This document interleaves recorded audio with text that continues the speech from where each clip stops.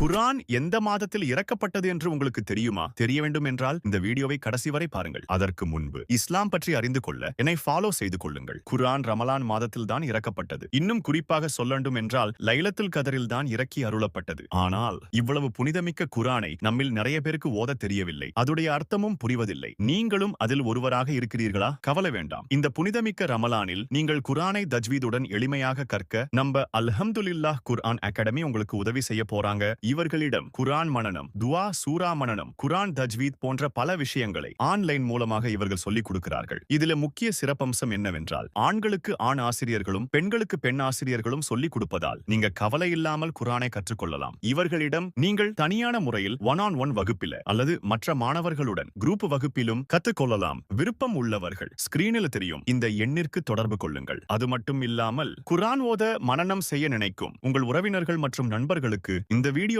Share பண்ணி அவங்களுக்கும் இதை தெரியப்படுத்துங்கள்.